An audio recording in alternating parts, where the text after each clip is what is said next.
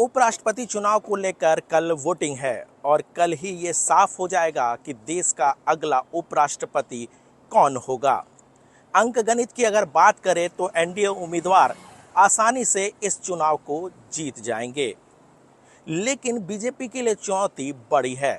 BJP चाहती है कि जिस तरीके से पिछले 2 चुनाव में एनडीए के उम्मीदवार ने जीत दर्ज कराई है, उसी तरीके से इस बार भी बड़े अंतर से उनके उम्मीदवार चुनाव में जीत दर्ज कराए। 2017 और 2022 में बड़े अंतर से एनडीए के उम्मीदवार ने चुनाव जीता था।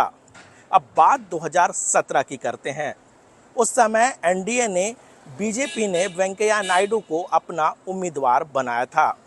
वहीं विपक्ष के तरफ से गोपाल कृष्ण गांधी उम्मीदवार थे। उस समय वेंकैया नायडू ने बड़ी जीत दर्ज कराई थी और 272 मतों के अंतर से चुनाव जीता था। अगर 2022 की अगर हम बात करें तो एनडीए के तरफ से जगदीप धनखड़ थे, वहीं विपक्ष ने मार्गेट अल्वा पर दांव लगाया था। उस समय जगदीप धनखड़ ने रिकॉर्ड बनाया और 376 मतों के अंतर से मार्गेट अल्वा को मात दी।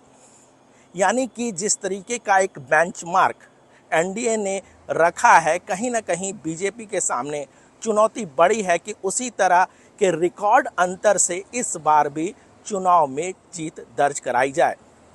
इस बार के अंकगणित की अगर हम बात करें तो इस बार कुल जो है वो 782 वोट पड़ने हैं, यानी लोकसभा सदस्य, राज्यसभा सदस्य और राज्यसभा के मनोनीत सदस्य, यानी कुल 782 मत इस बार पड़ेंगे। अगर एनडीए की बात करें तो एनडीए के पास 414 वोट हैं। अगर सारे के सारे वोट भी पड़ते हैं तो 414 वोट तो एक तरह से कह सकते हैं सुनिश्चित है।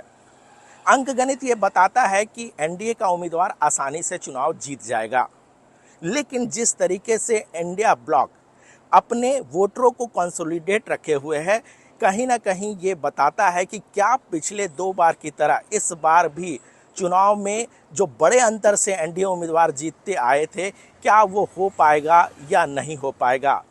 हालांकि जिस तरीके से साउथ इंडिया के एक बड़े नेता को उम्मीदवार बनाया है बीजेपी, ये कहीं ना कहीं होपफुल है कि जो साउथ के जो तमाम बड़े राजनीतिक पार्टियों के नेता हैं, सांसद हैं, वो इनको वोट डाले। लेकिन वहीं पर कहीं ना कहीं चुनौती है कि क्या पिछले 2 बार की तरह इस बार जो एनडीए कैंडिडेट है बड़े अंतर से जीतते हैं या फिर ये रिकॉर्ड नहीं टूटता है। Anoop Gupta, news 18 network, Delhi.